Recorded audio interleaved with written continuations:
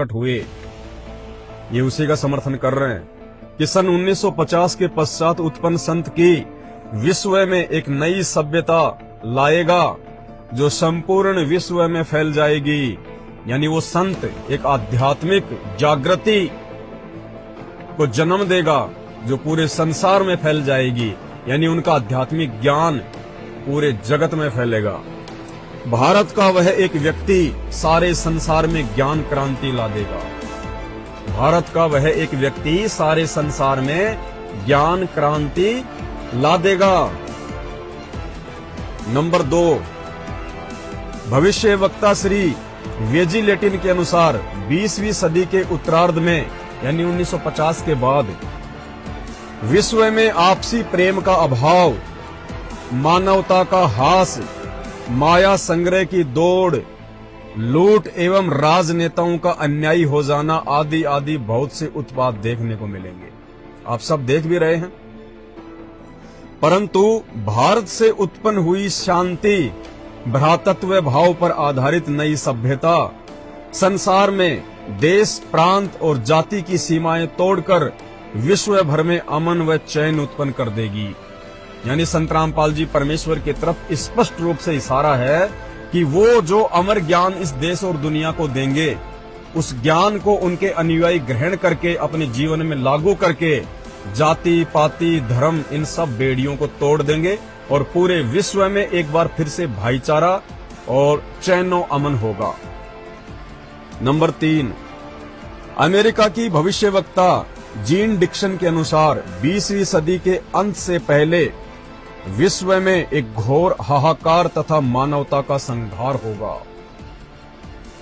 वैचारिक युद्ध के बाद आध्यात्मिकता पर आधारित एक नई सभ्यता संभवतः भारत के ग्रामीण परिवार के व्यक्ति के नेतृत्व में जमेगी और संसार से युद्ध को सदा सदा के लिए विदा कर देगी। यानी जो भी प्राकृतिक आपदाएं आनी हैं 2028 से पहले पहले आ लेंगी, जो भी युद्ध होने हैं 2028 से पहले पहले हो लेंगे, जो भी घटनाएं घटित होनी हैं हो लेंगी। उसके बाद भारत का वह व्यक्ति, क्योंकि भविष्य वक्ता केवल इतना ही देख सकते हैं, इतना ही जान सकते हैं, तो ये परमेश्वर रामपाल जी को एक व्यक्ति के रूप में परिभाषित कर रहे हैं, क्योंकि इनको भगवान की परिभाषा का नहीं पता। जब आज ही लोगों को नहीं पता तो इनको बेचारों को कहां से मालूम हो जाएगा। इनको जितनी भगवान ने सद्बुद्धि दी उतना ये काम करते हैं। तो ये कह रहे हैं जो भी घटनाएं घटित होनी होंगी वो हो लेंगी।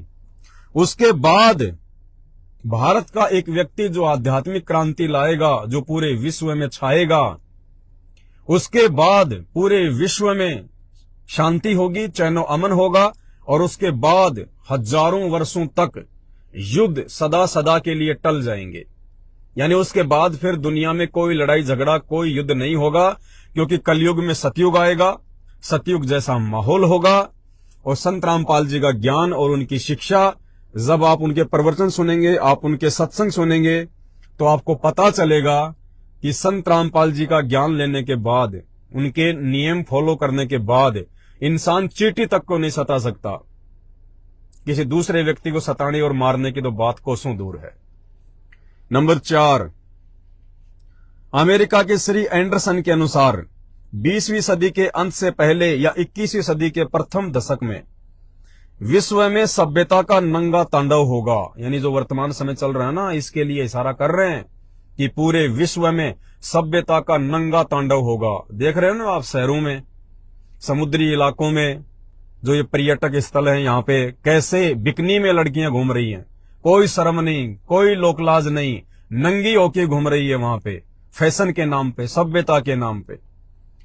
इस बीच भारत के एक देहात का एक धार्मिक व्यक्ति, यानी परमेश्वर रामपाल जी के ऊपर स्पष्ट संकेत, इस बीच भारत के एक देहात का एक धार्मिक व्यक्ति, एक मानव, एक भाषा और झंडा की रूपरेखा का संविधान बनाकर, यानी एक भाषा होगी, एक झंडा होगा। भाषा का मतलब उनका ज्ञान, यानी पूरे विश्व में संत रामपाल जी का ही तत्व ज्ञान होगा। यहाँ पे भाषा का मतलब है उनका ज्ञान, तत्व ज्ञान पूरे विश्व में होगा। और झंडा, झंडे का मतलब होता है एक छत्र राज्य, यानी केवल उन्हीं का साम्राज्य होगा पूरे विश्व पर। उन्हीं का ज्ञान होगा, वही पूरी दुनिया के